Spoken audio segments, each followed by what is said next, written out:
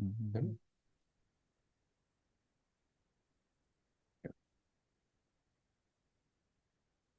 Mhm.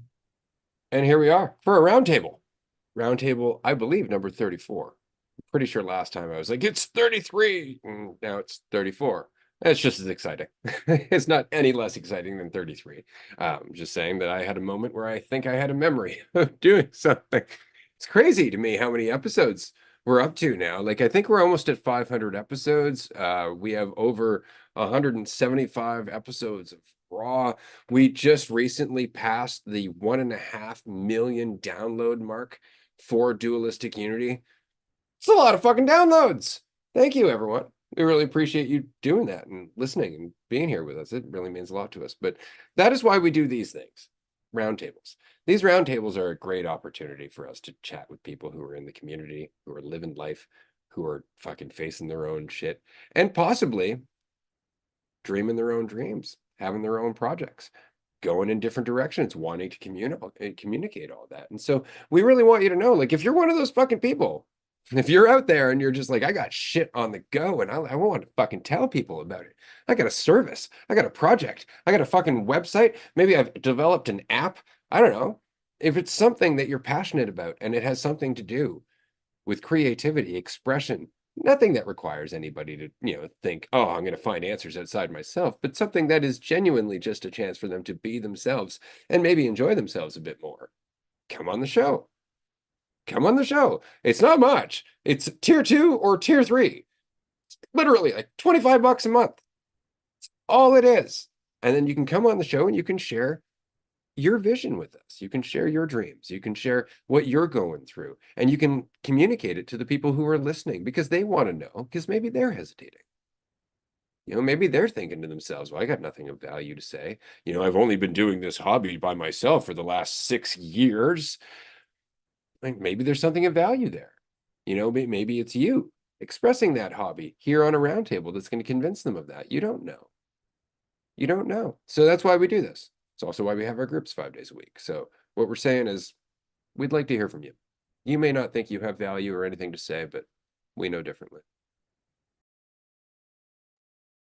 Yeah, and I think that sense of being able to look at your own dream or like wonder what that is, like not looking to someone else, or even, as you start applying more things, not making it about just talking it, but actually doing it. Like there is going to be opportunities where you do something and you're like, but could have done that differently. Even if you are facing things, even if you are doing things that are uncomfortable and things that, you couldn't fathom expressing or doing years ago.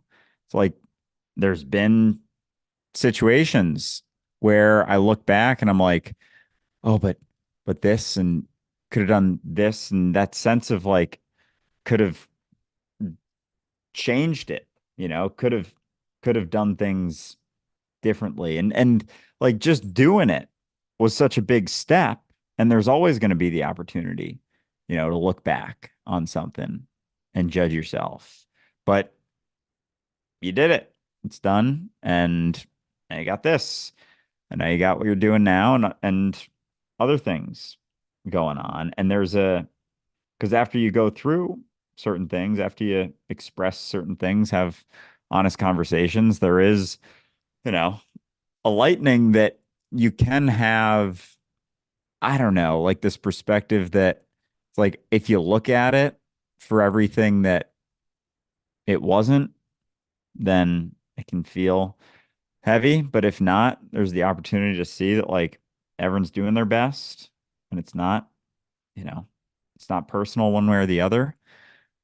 And you can take that with you and take that in and keep going, keep doing stuff, keep expressing yourself and keep wondering like it's not about, what someone else's dream is necessarily, but there's a lot more opportunity to share your dream and express it, whether it's on an episode like this or somewhere else, and really just wonder what that is and see how it could possibly fit in with a bunch of other people who are also just expressing or looking at their own dream and not looking at someone else's or an answer from someone else or a right thing to do from someone else, and actually just starting to look to yourself and, realize that there's there's a lot more opportunity in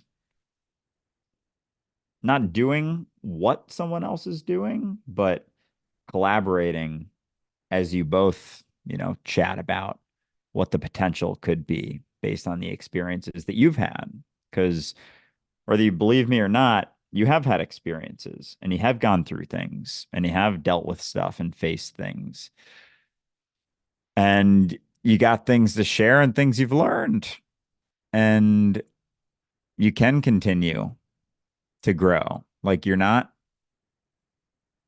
what you're thinking. And so in that, there's a lot more opportunity to see what's to come and shift with things. Exactly. And to recognize you're never what you think you are. Like that's kind of the point. Like I laugh at things that I know people are like, why are you laughing at that? It's like, why aren't you? Like that's kind of the point. Like you have an option. I have an option. We all have options. You know? Make the most of your option because it's yours. All right. That's why I find it funny that I talk to people all the time in one-on-ones and whatnot who tell me I don't think I'm a funny person and yet regularly say shit that's hilarious. It's just that it's not in a joke. See? They don't feel like they're up on stage appealing to an audience. And so they don't exactly, boom, boom. Thank you, Marie. Exactly. They don't hear that. And so they're like, oh, that's not a joke. That's not funny. It's like, you understand people can have kind of like a stoic quietness to them, and that could be fucking hilarious. I had a guy I knew at a job once, and he deadpanned everything. Everything. Like he had the most monotone response to everything. And sometimes you were just like, I'm pretty sure you're fucking with me. Right. And it was just like it was you were never sure. And he'd kind of get a little smirk here and there, and you'd be like, you're so fucking with me. And it was just that. Like he was never going out of his way, right? But he had a subtle type of humor that once you got it, it was fucking hilarious. But it wasn't the joke type of humor. It was the being yourself kind of humor. And that's it. That's not something that you can learn. It's not something you can plan. It's not something you can practice. It's not something because that's not the same. You know, it's really just being off the cuff. It's just like Marie was going, boom, boom. That's fucking hilarious. And it was exactly what I meant. Marie, because I know I chatted right through Amanda having her hand up and now she's taken off. So we're gonna pass you over to Marie. That's kind of why I put my hand up too, because I'm like, oh no, Amanda. All right, I'll fill in for the meantime when she comes back. Um, also, for me, it's boom. I thought, okay, the symbol. Anyway, that's just my That's own. when it's funny. Right. Okay, gotcha. Yes, I hear you. Um, so. I don't even know. I really had nothing to say. Before this call, I felt like I was feeling super intense. And so while like Andrew was sharing, like maybe or somebody, I don't know. Honestly, everybody's um but like maybe you feel like you have nothing to share in this community or you're hesitant. It was Ray. To like jump on or do something like this. Believe me, we all feel that way. And I know even the hosts feel this way, which I get to share the round table with this morning. This very square round table.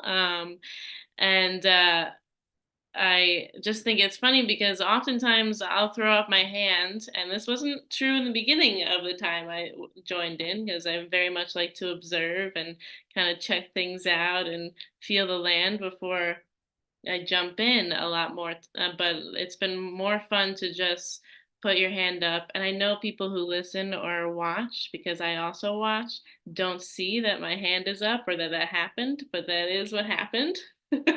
Nothing changed on the screen for y'all, but it's so weird. I can't even get into that. I don't know how that works, but um throwing your hand up and like jumping into a situation, taking that risk has been a lot more. Let me tell you, it's not to say that I'm not nervous right now, or I'm not worried, or I'm not, feeling all those things, but it has been, it's been an experience. I don't know. I definitely feel myself becoming like that that natural, just like being yourself and like feeling more comfortable in doing or saying whatever. Maybe I'm gonna fuck up when I'm talking. Maybe I'm gonna not say the thing that I meant to say, or lose my train of thought, or not make a point even in what I'm saying.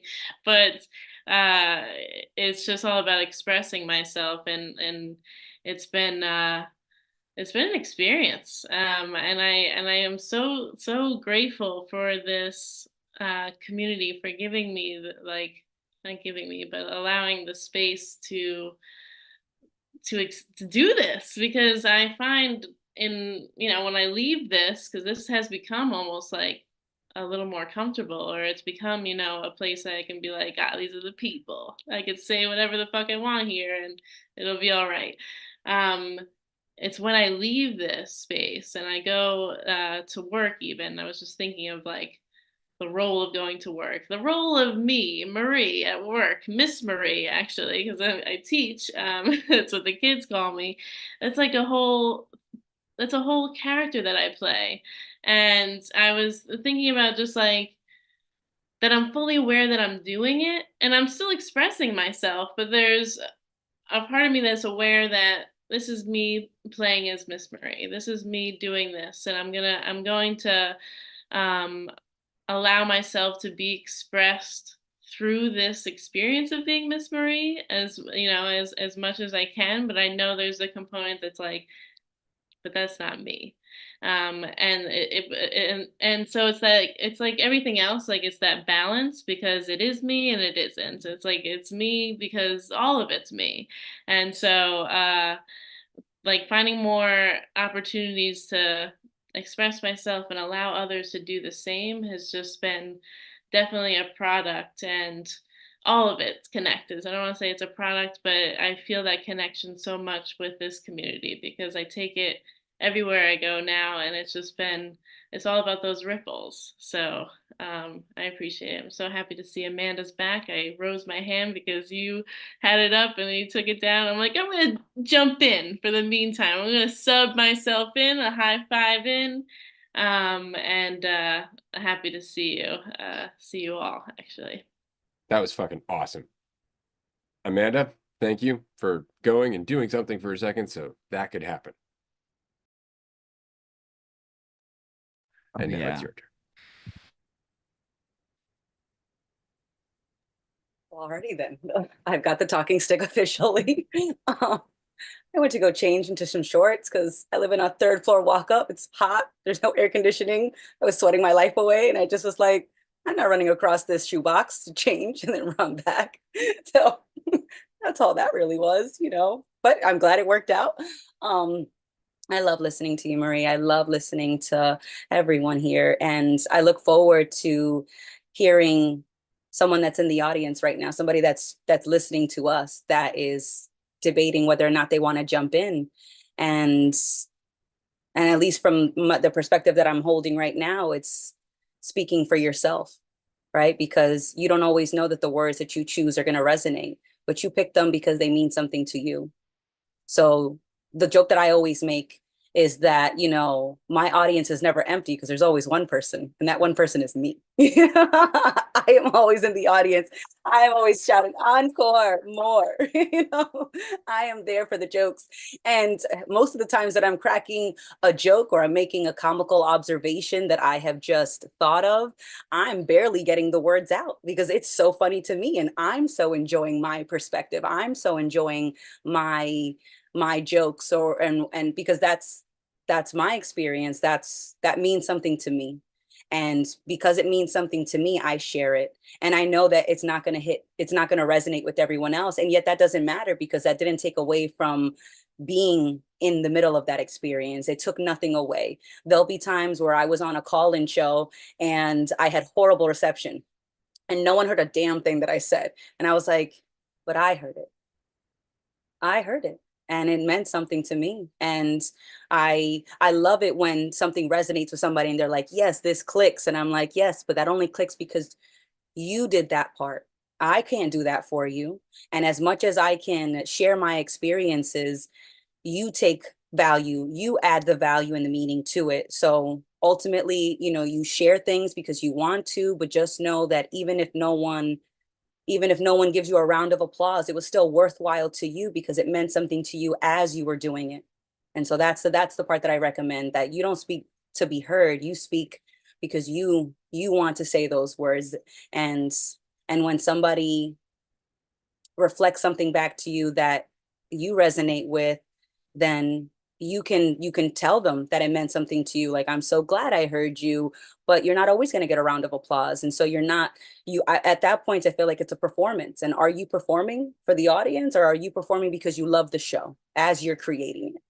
So put it out there, but ultimately, make sure that at least you're prioritizing you.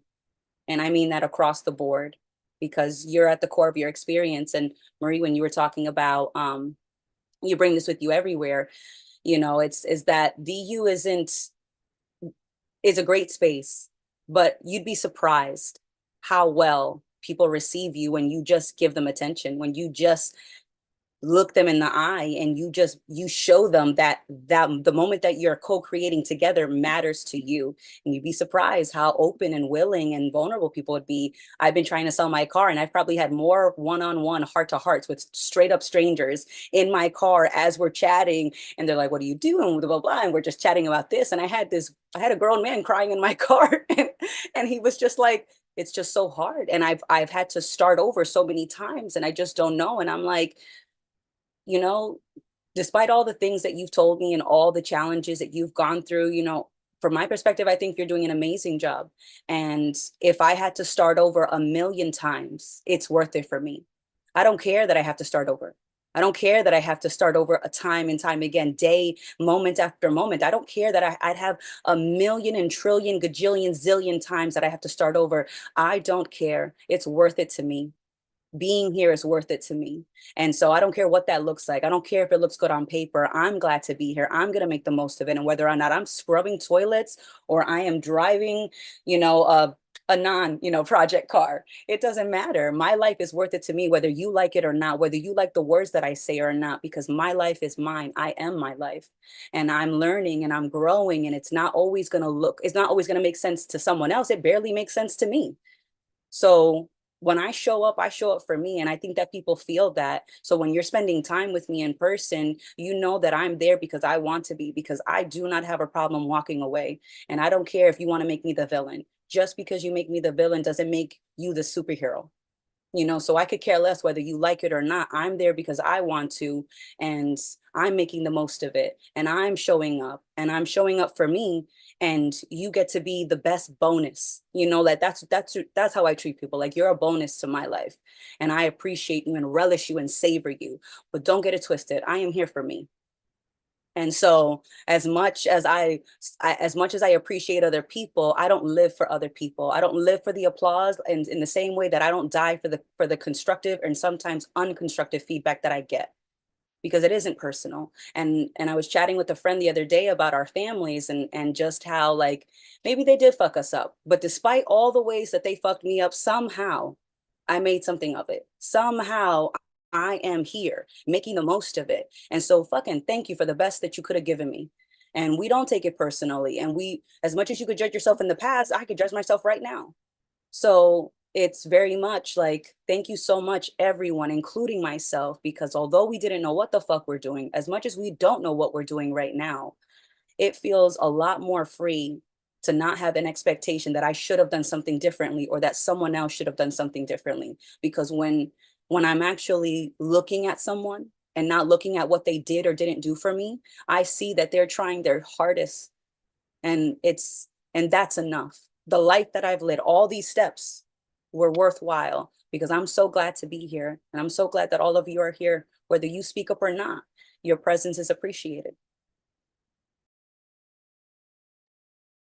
And there's always going to be that opportunity to keep bringing that judgment with you. And so if there was previously that caused you to do things, or the thought that like something could have been different or should have been different, it's like it's going to be an easy way to just keep perpetuating it, keep keep doing the same sort of stuff over and over. And the thought that someone could have, you know, been different, with parents, it's like they were doing their best based on they got a lot in life. They were given, and their parents did the same. It's like everyone was doing their best. And so even being able to recognize that, because I know I've spoken to people who hold very tightly to that sense. And I've done it too. That like, oh, it was I was, you know, born into this situation and blah blah blah, blah. And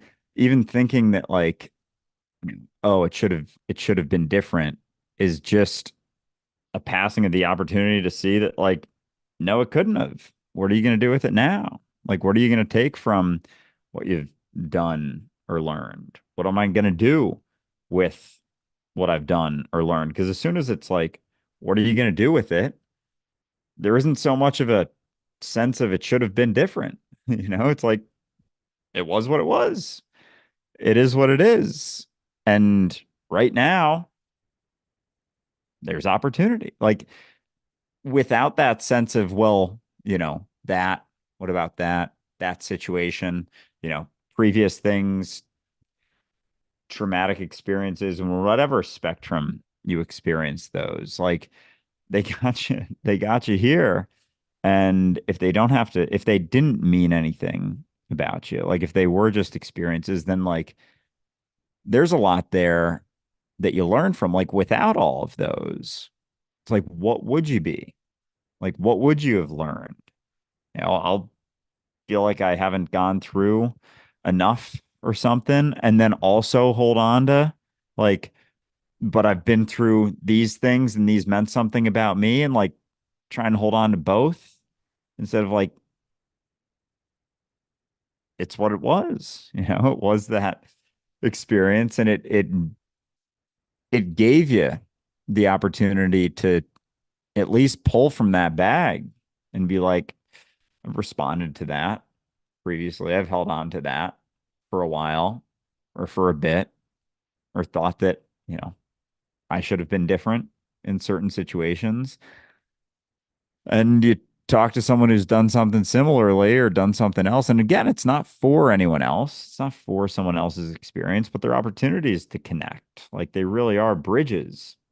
And when they're not seen as, things that should or shouldn't have happened, it's like, they were what they were, and you can make the most of it right now. But if they didn't mean something about you, they don't have to hold so much weight. And there is the opportunity to let them go, and see what you're made of based on the experiences that you've had, but not a need to keep trying to maintain that perspective that you are that thing that went through all of that stuff. It's like you've been through all that stuff, but it didn't mean something about you. And so it doesn't mean something about you right now. And so you right now aren't something that you gotta, continue to try to perpetuate, because that's carrying that same sort of sense of, well, this versus that, opinion this, preference that with you. And it's not necessary. But I definitely would never have suspected I would have said this, but I'm so glad I was super manipulative. I'm so glad I was super needy. I'm so glad, because when I look back to those choices that I want to judge, I'm usually not looking at the mindset that drove those choices. I was terrified. Of course, I wanted to manipulate. Of course, I wanted control. I was so petrified. Of course, I did those things. But when I look at even further, so then what were we scared of? because you didn't have control then, you don't have control now, you won't ever have control, right? So it wasn't that control was this missing piece of the puzzle, right? So why were we scared? Because I didn't trust myself. And a great example that I love to give from my own experience is the way that I used to view dating. You know, I didn't get into my first romantic relationship until I was 20. And I'm watching my friends from 10 to 20, like a solid decade. I'm watching my friends go through relationships and they're having their boyfriends and this, that, and the other. And I wanted to blame my dad because my parents got divorced, and I wanted to blame, you know, the breakup of the family and how I couldn't trust men. And if my father would break my heart, why would some fucking stranger on the street respect me? Right? I wanted to blame him for the reason why I wasn't dating uh teenage boys when I was a teenager, and then young adult men when I was a young adult. And it wasn't that, it's not that I didn't trust men, it's that I didn't trust myself. I didn't trust myself in relationships. I didn't trust myself to not only be in the relationship and to navigate it. I also didn't trust myself if my heart was broken, because my heart was crushed when I was 11. And so I wanted to blame my dad for all of those reasons why I thought men were the problem and why relationships were the problem and women were suckers and this, that, and the other. And I wanted to blame everybody. I was like, you're all idiots. Don't you see the heartache? I wanted to blame everyone. And really, at the core of it was that I did not trust myself. That's what it was. And I wanted to blame him. I wanted to blame my childhood. I wanted to blame the way it was and this doggy dog world and all that shit. Bullshit, Amanda. We didn't trust me. I didn't trust me to navigate whatever happened. And now I won't say that I have nothing but trust for myself, but there is a lot more faith and trust in myself that no, I don't know what you're going to do. And you could make me the most wonderful, delicious sounding promises. You could paint me the most magnificent picture. I don't know that that's true. And so I don't want promises from anybody anymore, because I don't need you to promise what you're going to do or not do later.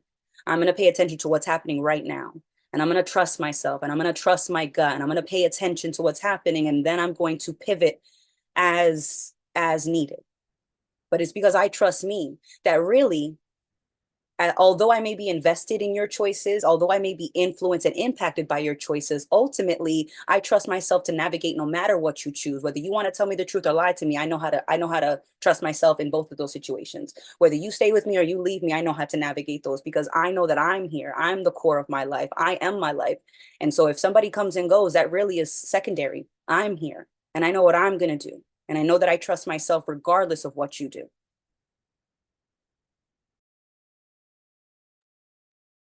Yeah, and that's the component that you're never going to be able to escape or even improve, like, or overcome or try to fix. Like the thought of fixing that person that's never going anywhere.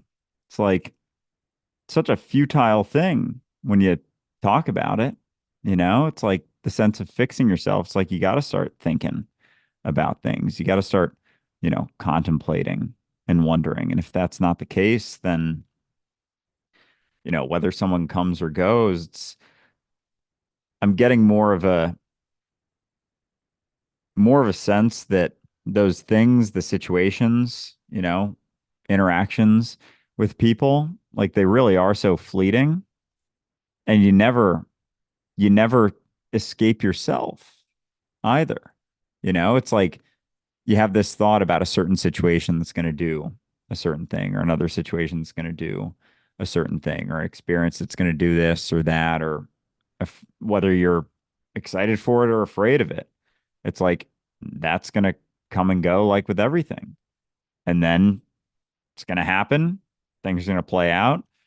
You're going to be totally uncertain about how it goes and what the response is. And then, you know, you're going to go to bed at night and it's just you again, however it played out, whatever happened, it's like you're still just left with yourself no matter what. And so the thought that something else, some situation that you go into is going to change that or shift you even.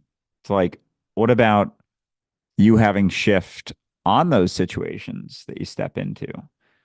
What about not thinking that the situation's going to do or has to do or will do or might do anything to you, but it's that you actually have like you're it. Like there's not a situation that's even separate from what you're doing. Like right now, this round table is the four of us. It's not like a round table that we're in. It's like we're the round table. You go to a retreat, you're the retreat. Like there isn't a dualistic unity retreat template. It's this is it. Like there's no thing to make it a certain thing. It's like it's on it's on you and me as we And go. that's everything. Like that's our whole world. This is what Krishnamurti was saying, that you are the world. You know, we are society. We are the environment for each other. You know, we keep forgetting that. You know, it's like, no, I'm in my environment. You are the environment. I mean, there's no difference. There's no separation. It's just your idea of yourself that seems to make the obvious hard to see. You are the environment. You know that by everybody who's ever told you off. You were a part of their environment and they didn't appreciate it. Marie? We are the world. That's what it came to mind too. We are the children. Yes. So it is really funny with that recognition because I find myself, like what you were saying too, Andrew, like here I am, like back at home in my apartment or in my bed after an experience that I was like, ooh, I'm a little nervous about this experience, or this is going to be like an extreme day. It's going to be like a heavy day. There's going to be a lot of things that are going to happen.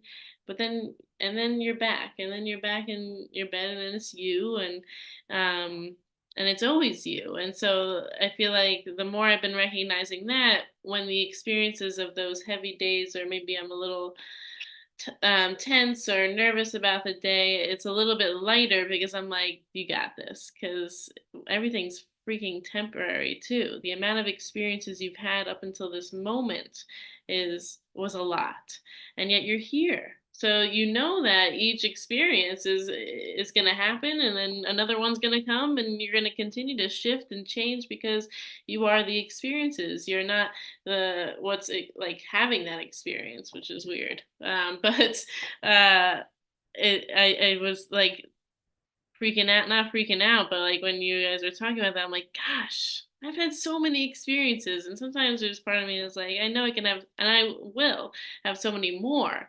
Um, like I could have had more as that thought, but I have had so many experiences and so many things that have happened, because that's just obviously part of what that is what this is, and so even as changes are starting to come up, and it's funny because I'm with people that are currently changing their life entirely. I'm having like minor changes compared to leaving the country and starting a whole new life, but I'm going to be like in a different classroom next year, and in a couple of years I might not even be at the school that I'm working at. And I've, like a couple of years ago, that made me nervous. But then I kept reflecting on like, yeah, but think of all the experiences you had before this. You didn't even know you were going to be here, and now you're holding on to this, not recognizing there's just like a countless amount of opportunities out there for you to experience. And for me to hold so tightly onto the experience I'm having now just doesn't allow for what could be. And so it does feel a lot lighter, um, in this shift, in this change, because I'm recognizing the amount of shifts and changes that are happening, have happened, are always happening.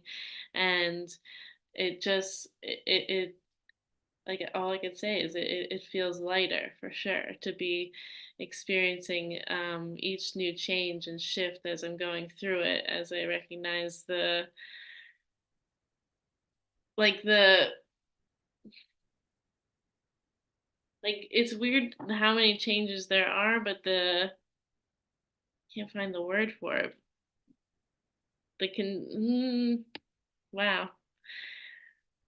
It's like changelessness, I guess, in who we are is, yeah, like of who we are is so constant that with those changes, like I could rely on the fact that I'm losing my words, but no, yep, that's um it's just felt it's been a lighter trip on these shifts and changes. That's where I'll leave it. You know, it's funny that you mentioned that, like, you know, you guys are obviously going through big changes, and I think my changes are less big. It's just like it's more obvious when there's a physical change, but let's just say that you had the exact same day over and over and over again. Like you were a Groundhog Day kind of scenario, okay? And every day you just wake up with a different impression of yourself. You wake up with a different perception. You wake up willing to tackle your doubts and your fears a little bit more. Each and every one of those days would be incredibly different from one another. Isn't that interesting? It has nothing to do with your surroundings and everything to do with you. You know, you're the one changing. And so I would say that you are going through some pretty big fucking changes. Man. Absolutely. Because you ever heard the phrase like, it doesn't matter where he or she goes, they brought themselves with them. So, you're a pain in the ass in New York, or probably a pain in the ass in Seattle. I'm just going to say that, like, very often a change of, this was going to be the thing I first considered as a tattoo when I was 19. Very often a change of self is needed more than a change of scenery. And that really resonated with me at 19 because I was very much just got out of high school, was thinking, how am I going to, the world is my oyster. How am I going to tackle this? What am I going to do? I got to get out there. I've got to live life. Life is on the horizon, and then I saw that cone. I was like, shit, I really don't have to go anywhere. And now I'm making geography the problem. It's not me. It's where I'm at. That's really what needs to change. And the other example that I love to give to someone is that, like, let's say you wake up one day and you feel so inspired and you want to express that creativity through painting. Your life is not going to reflect that inspiration. So more often you change first and then your environment reflects that. But you don't wake up one day and all of a sudden you're surrounded by canvases and paint cans and paintbrushes and you're like, I think the world's telling me something. I think I need to be a painter. Very often you change first and then your environment reflects that. But so often we think that my environment needs to reflect the changes I want to see instead of just embodying the change I am and letting my environment constantly reflecting that as it goes. And I love the episode with Godmo with Chicharito, and how he had said that you very often change in the pursuit of the goal. So even when you accomplish the goal, you're not the person who wanted that goal to begin with. And so even if you reach that goal, you might not want to stay there. And even if you decide to change your mind in the pursuit of the goal, isn't the process more worthwhile when you're not so dead set on a destination or your environment reflecting a certain concept? Be the change and let that change take you in the direction that you're listening to, not the direction you tell yourself you're supposed to be going in. Yeah, that's and realizing how much you can shift just in the process. And sometimes, making the choice to move as much as, you know, I'll go back and forth on the other side of that, thinking like there's some location that's gonna do it instead of taking it in. It's like, no, the going to bed by yourself and then waking up by yourself. Yeah, that's regardless of geography. But sometimes, a shift, a change, a decision to do something, conversation, whatever, like it's not to say it can't be a component of the change, making jumps and leaps and in your life, but the thought that that's what's going to do it, it doesn't mean that the shift isn't a component of it playing out. But to think point blank, it's like I'm going to wake up today, then I'm gonna move, and then I'm gonna wake up tomorrow, and I'm gonna be different. Like that's not the case. Like, but you have the opportunity in different environments to have impact no differently than you have opportunities in similar environments to have impact. You know, you wake up and you just see yourself differently or stop looking at yourself and thinking about yourself. Like that environment that you're currently in is going to shift and change. And like, if you are where you are, then what's holding you back from, making the most of that? And then you go somewhere else, same opportunity, make the most of that. And so it goes.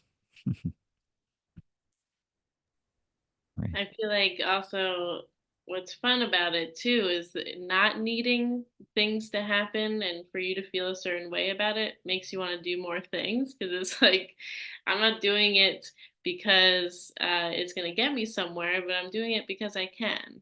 I'm doing it from that like from that part of you that just wants to express themselves in a way. Like I'm choosing to do things um now and how I'm showing up with people or what I'm deciding to do with work or with my family or on the weekends or whatever is coming from a place of this is what I want to be doing. This is an opportunity I could really express myself in a way that feels true to myself and why not do this then and so I feel like it's a lot more fun and freeing to make choices and do things when it comes from a position of this doesn't mean anything about me at all and that's cool because it doesn't need to I'm just going to do it because I can and I admire like I mean because that's really what dualistic unity is y'all are doing this because you fucking can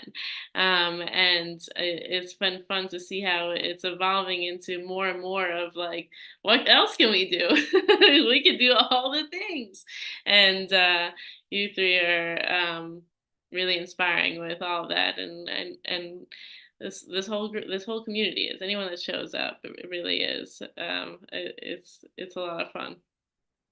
Oh yeah.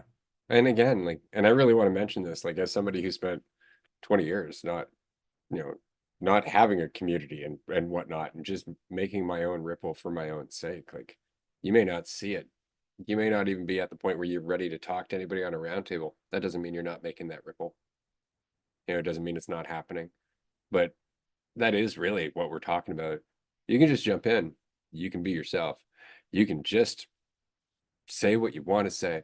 And that is really the point behind a lot of this. Like we are in such I guess, a fragile mentality collectively where we're afraid to talk about things. There are certain things that are just not even questioned or looked at. Like I just made a video just mentioning that the crucifix is a torture device. And people are like, whoa, I never thought of that. And it's because nobody wants to talk about it. So many of the comments have been like, I have tried to tell my friends this, and everybody just looks at me like I'm crazy. So many people. And it's because, and now we're afraid to have those conversations, but that's how we grow. But you're going to piss people off. You're going to upset people who, I just want to remind everyone, are fragile. Them being upset is not a measure of how upsetting you are. It helps to remember that. It's like people are really pissed at me. No, they're just really pissed. They're just really pissed.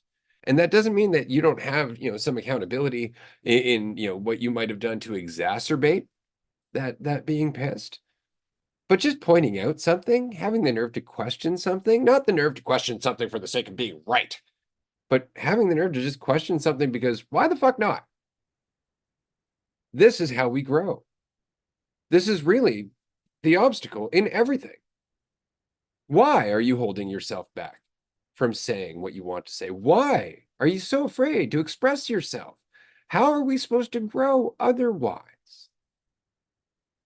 But again, we want to take that safe road. And that safe road is only safe in relationship with fragile people. And keeping those people safe never makes them strong. And so while we're all diligently taking the safe road, We're all collectively suffering as a result.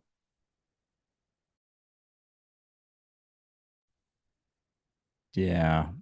And sometimes sharing stuff, it's like you don't even realize that you're holding on to things until you start sharing more stuff and just being honest about things. And then, you know, I start to want, well, you know, do you know? I don't know. Yeah, Marie knows. Marie knows. You wonder like, I don't know, is there like what does that even look like to express yourself and like try and figure it out, like the right way to do it, the correct way to express or be yourself or wonder, how to do it even. And is that the expression? And is it just something that it's like it's just like what you are always doing, I guess. And yeah, I don't know. Sometimes I never know, ever, really. And the assumption, like, because with certain stories that you tell yourself, it's like you never really know any of those things either. Like nothing's a guarantee. Everything's on the table. Every potential perception of yourself is out there. And like, what does it even mean to be certain things or not other things? Like that sense of being, yeah, like doing something correctly or incorrectly is very much going to be based on the environment that you're in. Like each environment that you're in or that you're a part of, there's opportunities to shift those environments by not buying into that sense so much of the right and the wrong based on that environment. Because there's sort of collective ideas of what that is. And if you're trying to maintain a certain environment, like those rights and wrongs are gonna be there too. But it's like you start being more honest with yourself and you take in more considerations and the right and the wrong doesn't match that anymore. Like it doesn't make as much sense to do or not to do certain things, to try and maintain, a sense of control, a sense of, there is a correct way to be, you know? And now it's just like, am I just, and yeah, it's like, that was just something that I said. And it's like, was that worth saying? Is anything worth sharing or saying? I don't know. I mean, is there a direction that anything's going? No, of course not. It's like we're here hanging and chatting, and that's like expressing ourselves and wondering about, rights and wrongs, goods and bads, and realizing just how much those are ideas and like have nothing to do with the situation that you're experiencing or the situation that you're being. Because like following a right and a wrong, a good and a bad, what some environment's telling you to be is very much maintaining that environment. Like it's not you having that sway. It's like trying to have less sway over the environment if you're trying to do the right or the wrong thing based on what sort of environment you are in or valuing or even looking at. And so shifting that is like sometimes letting go of that same idea of there being some sort of right or wrong. And like even just that in itself is a different environment. And it opens up a lot more doors to just be whatever's there, whatever you show up as. But Amanda. So I love our DU life troubleshooter, our own chat GPT bot. And so I absolutely popped that question in there. I was like, is there an absolute right and wrong? And it gave a pretty quick answer. And it was like, the idea of absolute right and wrong implies a universal standard that applies in all situations, regardless of context or perspective. However, morality is often shaped by cultural, historical, and individual influences. People tend to develop their sense of right and wrong through their upbringing, personal experiences, societal norms, and religious or philosophical beliefs. From the perspective of, from one perspective, right and wrong aren't fixed truths, but are reflections of individual and collective perceptions and judgments. What might seem wrong in in one context could be seen differently when circumstances or intentions change. This highlights the importance of embracing nuance and avoiding rigid moral judgments. And I love that, because there is no such thing as an absolute right or wrong. You're not supposed to murder anyone, but it's like, depending on if someone breaks into your house, it's like, oh, you get a pass because somebody was trying to rob you, you could kill them. And it's like, oh, okay, I thought murder was just wrong. And it's like, it's context. There's always context. There's always different perspectives. And so, as much as we would love life to be black and white, it is not. And that is just another attempt to control the situations that we find ourselves in, regardless of the fact that we walked in or ran into that situation or helped co-create that situation. It's like, no, I need to view this in a black and white way because I need to find a way to control it. And it's never that. There's so many considerations. There's so much context. There's so much more than just this is wrong because I don't like it. And that's usually where I find people using wrong and right. It's because I don't like it. And it's like, yeah, but your life is not supposed to be an ongoing series of your preferences being met. And just because you don't like it doesn't mean that it's necessarily wrong. There are other considerations. And are you so fragile that you need to live in like this bubble of a life where there's never an experience that you don't like, and you're always getting what you consider to be good?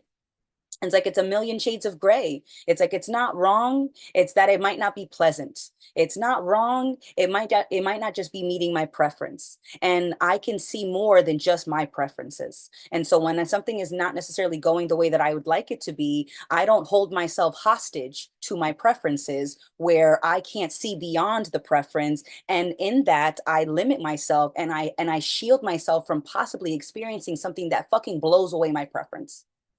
So not getting your way might be the greatest thing that you could experience, but then you could be the ultimate potential cock blocker for yourself. And you never even get to unleash, it's like, Jesus, man, are you acting like a friend? Because you really are acting like a hater to yourself. Like, come on now.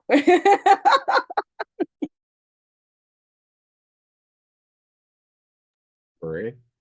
Oh shit, that got me giggling. You got me laughing so hard. I was gonna bring up that same point. That's why I shot out my hand of I feel like when the more I've let go of like my preferences or maybe judging people for having different preferences than I more just like show up, I'm like, cool. And then sometimes I'm like, whoa, I didn't even know this about a different preference. That's really cool. It could be a preference of mine now. Who knew? Because I wasn't going into the conversation or the experience with like, nah, this isn't something that I don't like, or this isn't, how I feel about this. It's just like, okay, this is something else too, because there's a variety. That's why I really like that answer to that, Amanda, you were saying that you asked, because there's just like we're all a product of the experiences that you've had. So like, okay, this is another experience. Cool, you're having that experience, and I'm welcoming that other experiences exist, which is why it's so silly that like literal wars and like will happen, because it's like you're having different experiences than we are having. Okay, so like they're a product of those different experiences that they're having. They're believing in things that I don't believe in. So, like you're making it wrong because you think because it's different from you, and so it is more you find more connection when you show up without those preferences and just show up and see other people and see different experiences as they are, instead of this is how I feel about it. Because It's just how you feel about it because that's just what you've been used to or believing and thinking. And why not show up without the fucking thinking? Okay, like please leave. There's always the thinking. What happens when you don't, pay attention to the thinking and just show up and experience it for what it is? And when I do that, it's just been a fuller experience instead of it just being what I thought it was going to be, because it isn't ever what you thought it was going to be. This whole thing isn't ever. So, oh, it's such a trip. Yeah, it feels like there's a lot more space when you're not going in with thoughts about even what's happening or the preferences that you got. It's like any thoughts about whatever's happening or going on. It's like those are those are just getting in the way more and more. It like becomes a way to feel like you can maintain control, but you gotta keep thinking to do it. And then it's like that's no fun to just keep thinking as you're going through things, as you're experiencing life. It's actually taking a lot out of life as you keep thinking and going back and forth about things and wondering about things and, you know, looking to trying to have some sense of an idea of what's going to happen down the road, year, 2 years from now. It's like that's going to be informed by what you're doing right now. Like, and then when you're there, it's like that's going to inform the next thing and the next thing and the next thing and the next thing. And this thought that like you got to maintain yourself along the way as if you're going to fall apart if you don't, if you take a second and don't. It's like no one's falling apart. It's like, and that I like that sense of like trying to maintain yourself is very, very heavy. It's stressful and not enjoyable at all. It's not a very fun experience as you go through life to try and maintain yourself and try and hold on to, I don't know, something that you want or that you like or that you think should or shouldn't be happening or what you think you should or shouldn't be. Like, what if none of that was there? What if you were just involved? What if you were just alone?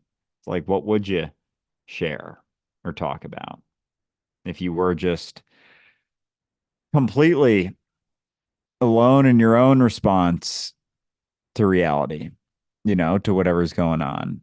It's like, what would you express? What would you share? What kind of push would you want to have on reality or doors would you want to open? It's like, hmm. Yeah. Andrew, I remember one time you had asked, you like, if you were on an island, and nobody was around, would you make the same choices?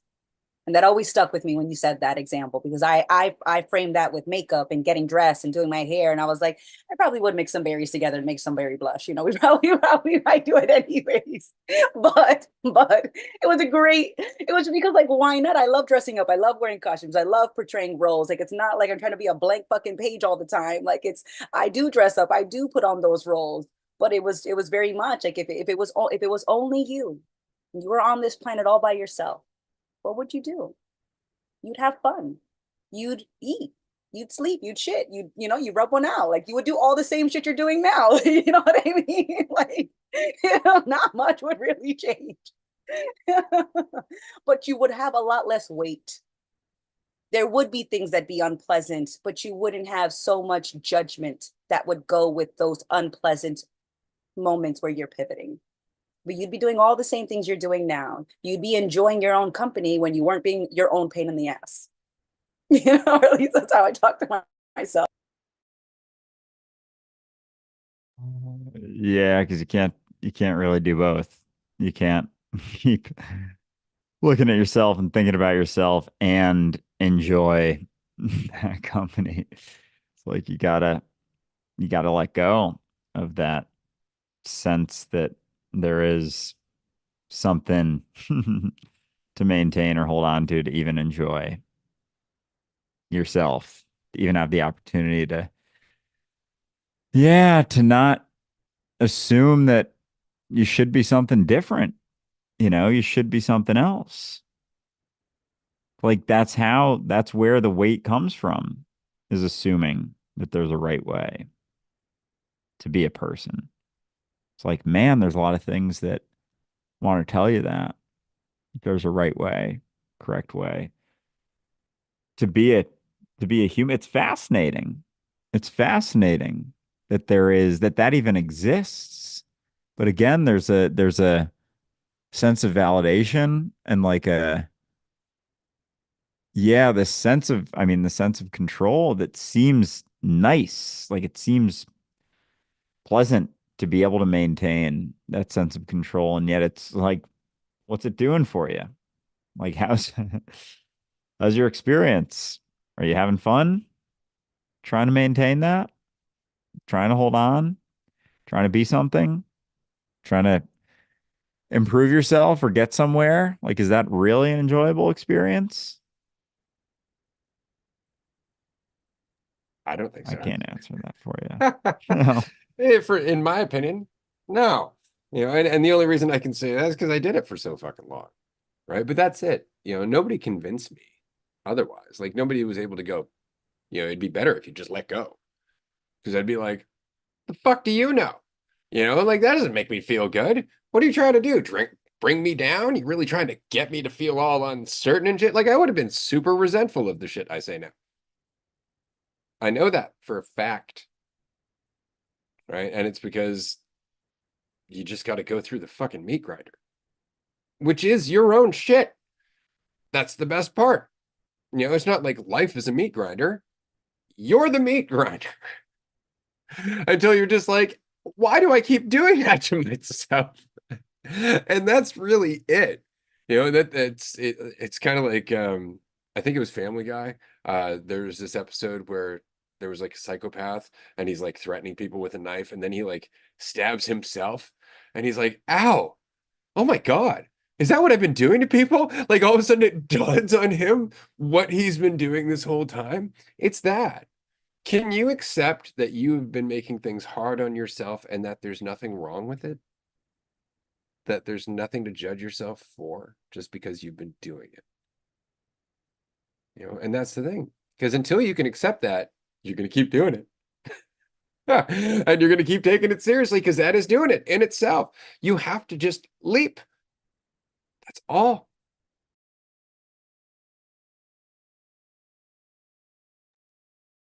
Yeah. Yeah. And then, yeah, you wonder, like, because I feel like there's something to do with that. It's like, I wonder if there are things that I'm doing or not doing. And like, yeah, there's things to do, but I don't know, like, I guess it's trying to figure out yourself when you're thinking about yourself, thinking there's like a way to be yourself instead of just not doing it, instead of just dropping it and doing just just doing what you're doing and continuing to make leaps and not trying to do something else. And so, yeah, that's all. Sometimes at the end of the day, that's all you got is what you're doing and, doing your best to make the most of that as you go. Ray? It's such a hard pill to swallow when you're like, oh my God, it's been me this whole time that's been holding myself back. It's been me this whole time that's been like putting me through what I think I thought it was the shit that was the effects of whatever I was going through, but it's just been me. And even when it is uh other people that might have given you experiences that were distasteful or traumatic, um it's so, some people will point at like, wow, it's crazy. We'll put out like other people, like this person hurt me or abused me or caused me some kind of pain. And there's so many layers to how that's still you. So one, everybody's you. Sorry to say, it's all you. Even the asshole you think is the worst. That's you too. Then there's the layer of who was. Sorry, I just immediately. Sometimes I'll go to say something and then like have a rebuttal right there that like presents itself, and it's just like, oh shit, wait, there's that. So God, everything happens so fast. Um, there's so many layers in recognizing how often it's just you. I had this image in my mind that came to when we were talking about it being you that's doing it to yourself, of like going down the basements and like trying to figure out where the fucking problem's coming from, and you flash the light and it's just like you looking crazy in the corner like causing all the issues. It's like it's been you the whole time down here. What the fuck are you doing? And it's like people don't want to think it's them though. Like I have so many conversations that will put themselves as victim of the circumstances that have happened in life and cause that to be the blame of why they're experiencing life that they're experiencing, instead of, like we've been saying this whole time, allowing experiences to happen as they are without it meaning anything about you. So you could have went through this shit. Sure, because like this is a crazy fucked up experience. It has its shit for sure. Um, but if you don't let it have any meaning or weight to how you still show up every day, then you can watch how that plays out, and you can see it in so many different stories, right? You see the person who plays victim to even like an illness or a circumstance, and take ownership of that being who they are and what their experiences is, and then they end up having a shit full of experiences because of that, because they're taking like, this is who I am, this is what I'm experiencing, and that's it. And then you see somebody who's having almost the same exact story, because I'm sorry, there's so many fucking stories, there's gonna be a lot of stories that overlap. You see someone else who have the same story, and their mentality, though, is like, I'm going to continue showing up and being the best that I can, regardless of whatever my plate was served, or whatever, plate was served to me. I can never say phrases right, whatever the fuck. Uh, it, and so you see, like, oh, wow, you can have the mentality of a whole other perspective and still experience similar things, and yet the trajectory of their life will be completely different, or the shifts and changes are entirely different, and their experience, you could tell, is one is a lot heavier and the other one's a lot lighter, and the other one allows you know for openness. And so it's helpful to have those contrasts, because you recognize it's always about how you're showing up. It's always about how you're you know I was gonna say showing up again, because that's is the only way it is. Um, just being who you are, regardless of what the environment looks like, what circumstances you have, and seeing what happens when you do that. It's such a it's been a freeing experience, and I can't imagine. I can't imagine actually. I can imagine, you know. Um, uh, just it's gonna be interesting. I always like, so part of me thought, like when I was a little bit younger, because I've been thinking about this way for a while of like letting shit go and, questioning a lot and blah blah blah. I used to think like I wonder if like I'll get an illness or die young. I just because I feel like because I can handle it. You know what I mean? Like because it wouldn't matter regardless. Like and so I think uh I'd be curious if that's true. I would I would think so just because um it would definitely be something to process, but but but it regardless of the experience, all experiences are happening because you're all the experiences. Yeah. Yeah. And then, as you do start shifting, expressing stuff, it's like we're talking about moving before, and it's like something doesn't change you for you, like it comes from you. And then you can spin around wondering, like, is there something? Like, is there something to do, or express or share or something, some ripple to make that's going to do something that you think is like going to do it, is going to change you, is going to shift things. Like, I don't know. Is it just relaxing a little bit? Just like not trying to, you know, maintain this rigidity through life? Like, what does it? And it can't be anything. Like it's not, there's nothing to do it, and sometimes it feels like there's got to be something. Like there's got to be something that's gonna do it.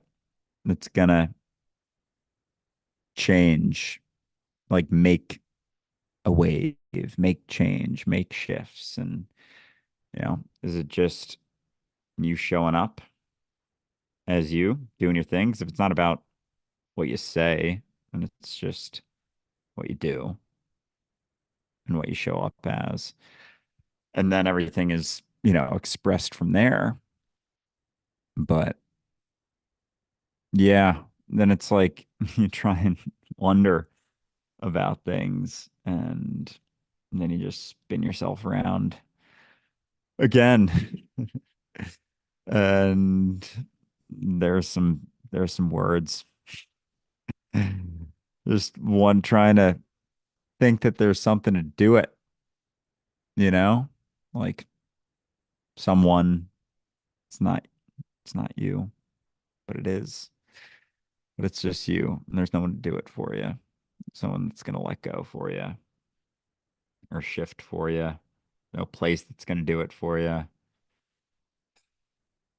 Yeah, there isn't anything that's gonna do it. It's gonna shift you. No environment, because you can't escape that. You can't shift the environment until you let go of that sense of being in some sort of environment. Part of it. Amanda. I was just reading in the comments on YouTube, and Joseph says, it's always me reinforcing my own burden. And so often I want to be the victim. But that mentality keeps me stuck in, though, that doesn't benefit my experience at all. And what I responded to him back was, there is no wasted time.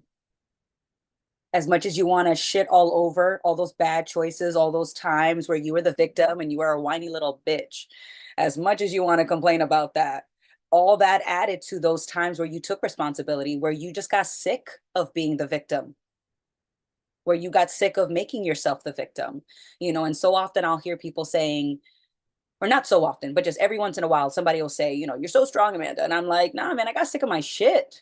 You really want to know what it was? I got sick of my shit. I got sick of running into the same wall head first, over and over and over, and then wondering where the wall came from. I just got tired.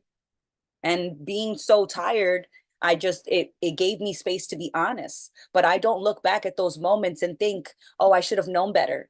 It's that, you know what, going through that experience and playing the victim or being the victim of circumstance, regardless, or a combination of the two, all those times give me, or I take motivation from those times. And I don't want to be in that. I don't want to make those same choices because I'm not that same person. And what helps me make the quote unquote better choices now is remembering all those times I didn't make quote unquote better choices. Right? Those times where I was gossiping about somebody, where I was talking crap about somebody. I remember those times when I'm in a conversation with someone now and they're like bringing something up and I'm like, and I'll say something and I'm like, just so you know, like, I'm about to tell them exactly what I just told you because I'm not saying it to bring them down.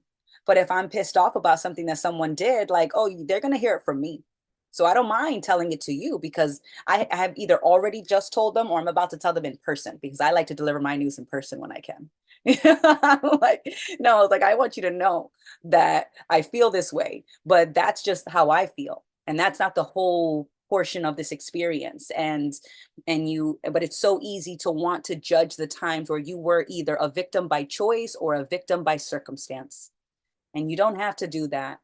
It just, because at least the way that I'm seeing it is that there's no wasted moment. Every single moment where I was selfish and only thinking about my needs and I could only see my preferences was all consuming and hollow and heavy and stressful. And so I remember those times when I have the opportunity to make that same kind of choice again or to choose something differently because I want to experience something differently. I remember that. There's that phrase, forgive and forget. And I think I don't need to forgive and I don't need to forget. I don't need to forgive you because what you were doing wasn't truly personal. And even if you crafted a specific thing towards me, I'm just a means to an end. You're just trying to feel better. You're just trying to get control.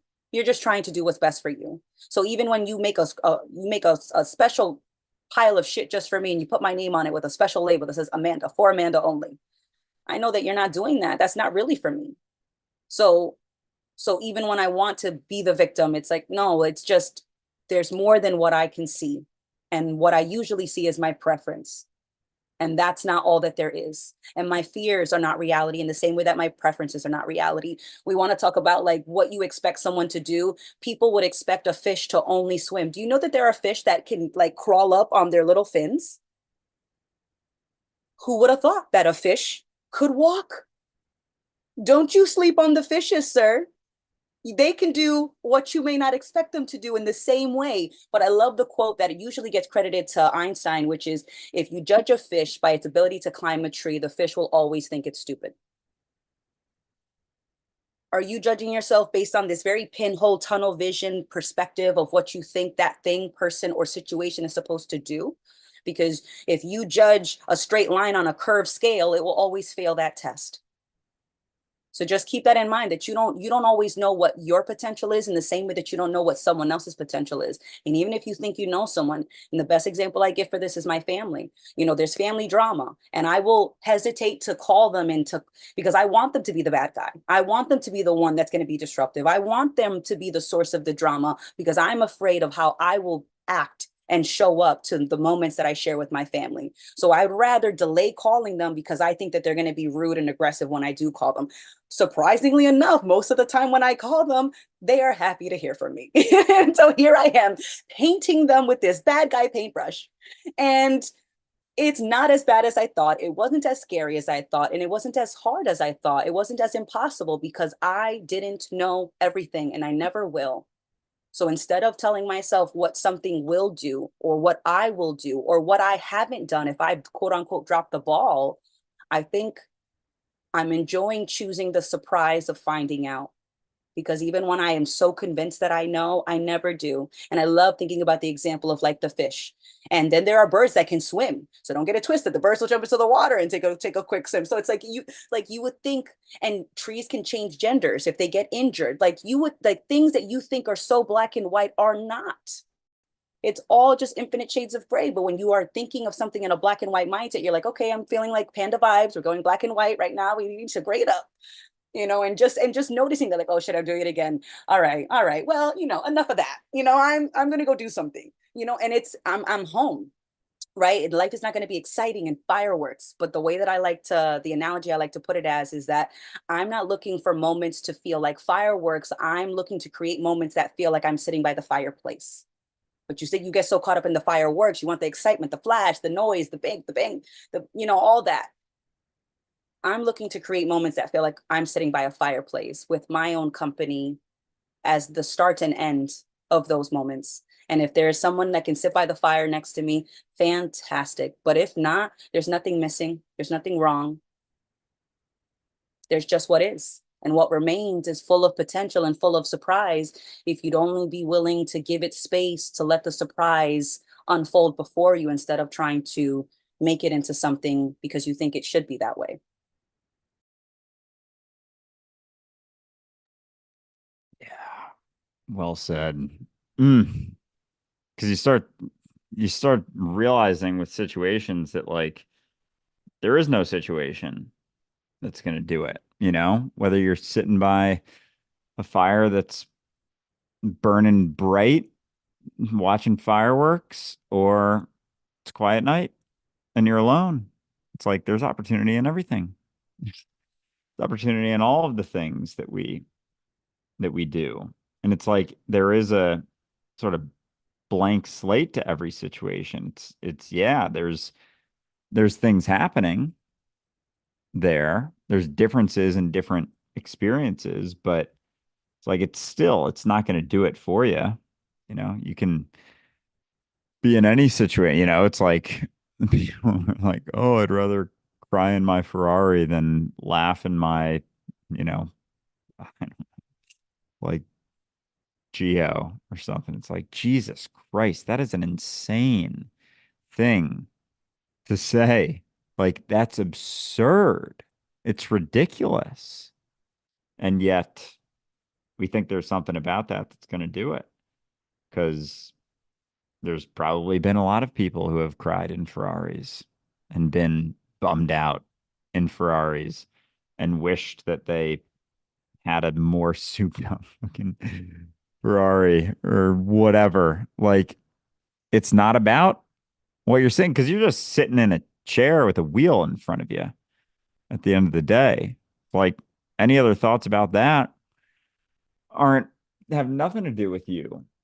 It's like, of course, it comes from your experience. And then there's more of an appreciation for any experience that you're in to be able to make the most of that. There's opportunity in every situation to make the most of it, to have sway over it. And there's almost more fun in being able to have sway over something that maybe someone couldn't fathom getting, pumped up or excited about versus something that everyone thinks is going to do it for them. A situation that's going to do something to change them, decisions or expressions or whatever it may be. Like, not, it comes from you always. Right.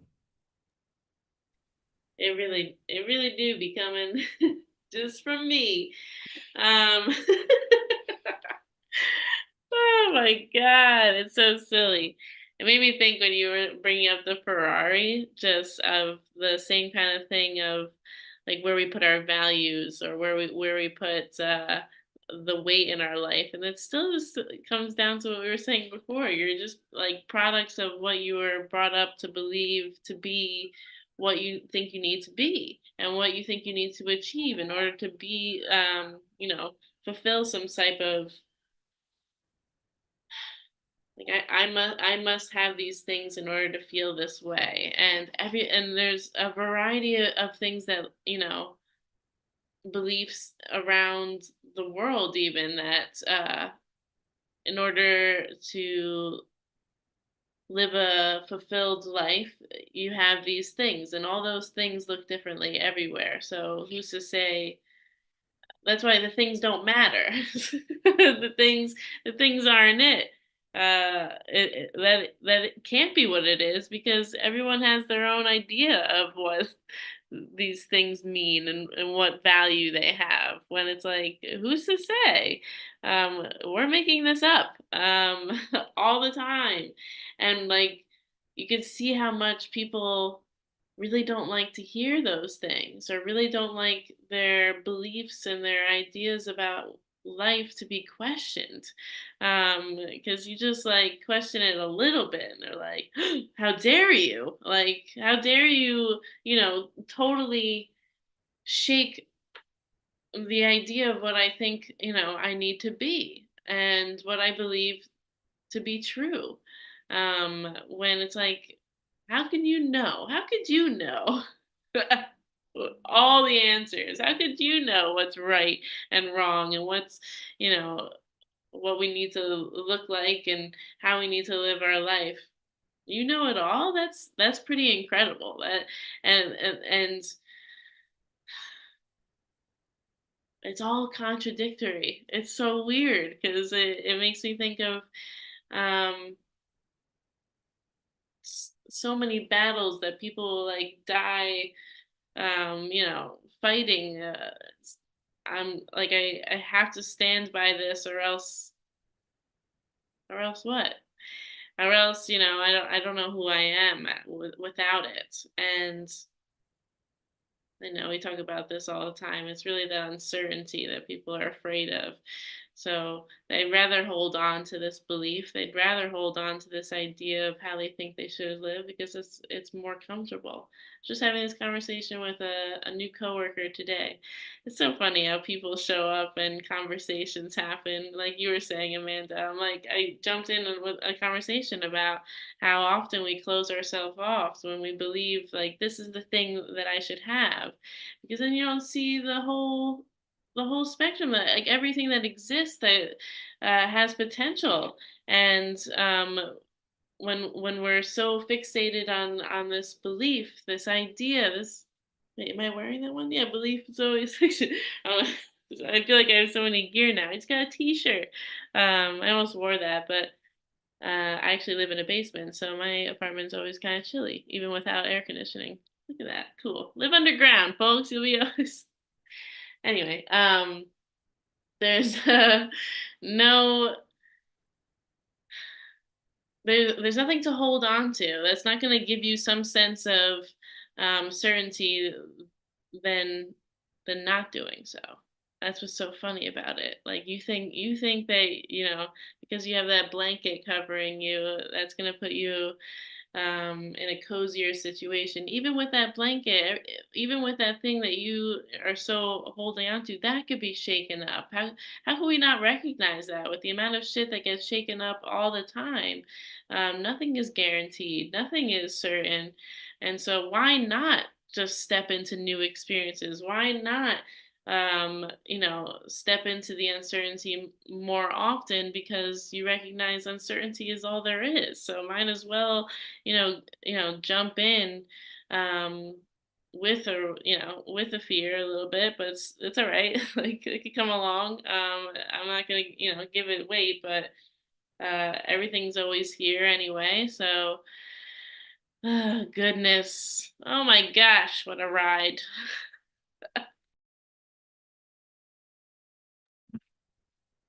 Amanda.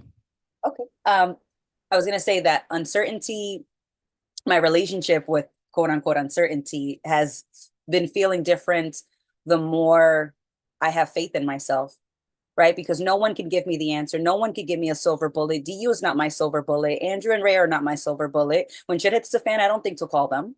Not that I couldn't, but it's that I'm the one that's going to be scraping the shit off the wall, at least at first. Even if help comes, I'm there first. So I can't ask anyone to tell me what's best or what's going to work out or what's going to feel the most satisfying or validating. Like no one can give me that.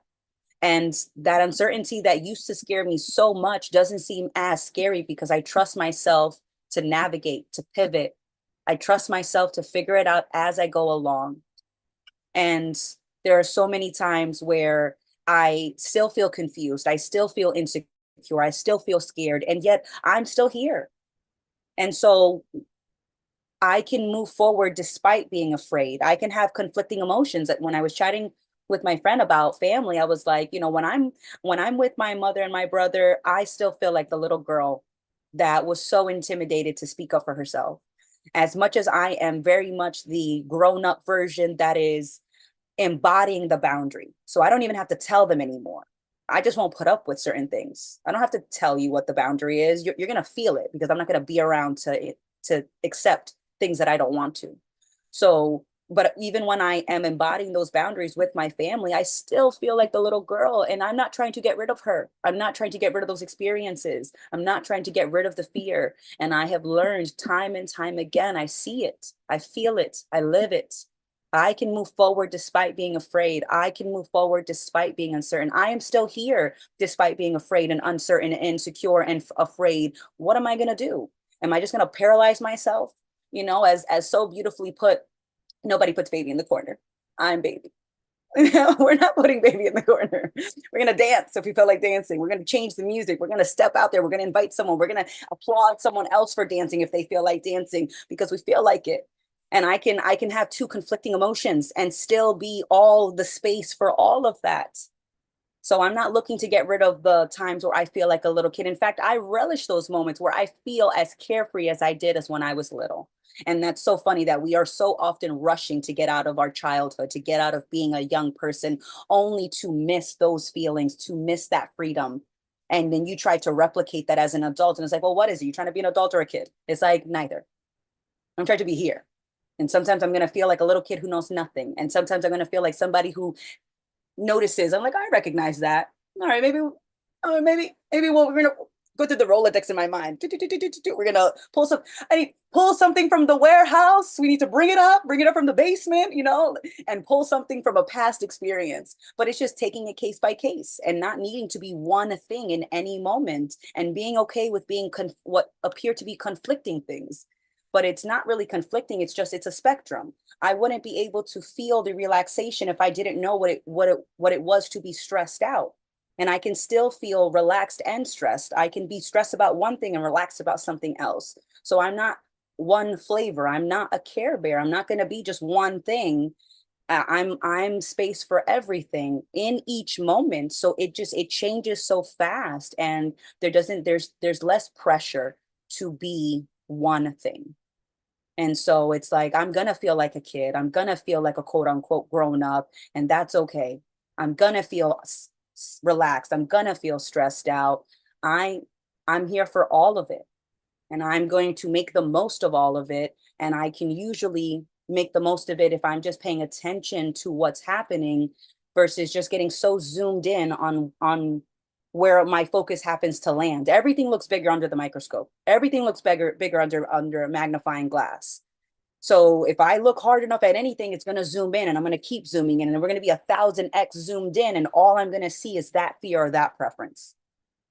But it's and you know, another thing that I like to remind myself is that everything feels harder in the beginning, but you put in your reps, you put in time and attention, and everything starts to smooth out. But if I'm just noticing how to pick up when I'm stressed out, the more I do that, the more effortless it's going to be. It's not that it's going to feel easy, it's going to be less effort driven. So I feel like there are so many words that we can use to describe things, but ultimately, I don't need my life to feel easy, and I also don't have to make it feel unbearably hard. But I can know that in that space of my life, in the space of my experience, which I am going to feel both, and sometimes at the same time. And I won't know what to do with that. And I said that after the last retreat, like, I'm feeling a lot. I'm feeling a lot. I don't know what to do with it, but it's here. You know, like, and I didn't touch it. I didn't go, "Well, you know what? This reminds me of that time yesteryear, 4 score and 7 years ago. I went through something like, like, like, it was just, that's a lot. I don't know what to do with that. But you know what? I'm sitting in front of the gate at my airport. You know what? I just noticed a notebook. I'm gonna get that notebook. Fuck yeah, I bought that journal. I'm sitting there. I looked up, I see somebody laughing at me because I was laughing at something I'd written. I was like chuckling, to myself. And somebody else is like, yeah, that happened. Don't know what he's thinking. Back to what I was doing, just literally that. So I love the way that it was been phrased where you're pivoting. And when you start to just think less about the pivot, your pivots start to feel like a pirouette, and the pirouettes start to feel like a dance. And you're always dancing with yourself in this moment and with your attention. And I think our attention is our lifelong dance partner. And sometimes we switch out our attention for fear, and fear is your dance partner. But that's okay though, because they're all there and you can dance with all of them. And sometimes you have a group dance and it's like, all right, guys, I've got some new choreography. Get here, 5 and 6 and 7 and 8. Like it's just so it just, and then I'm laughing, and then I'm having and then somebody's like, "Aren't you stressed?" I was like, "Of course I'm stressed. That doesn't mean the party stops." Ole, like we just keep going. Like it's okay to feel conflicting things and to not panic because it's not so black and white. Yeah, it's never going to be that black and white. And so it's because as soon as it's black and white, it's like that's when the panic sets in. It's like there's a way to control this, there's a way to control me, there's a way to do something. It's going to guarantee the thing to just maintain some things instead of just letting it all fall for a sec, even letting it drop for a minute and then being like, all right, it dropped. Now what? Now what can we do? All right, here we are. We can yeah, there's something we can do with this. You can find out.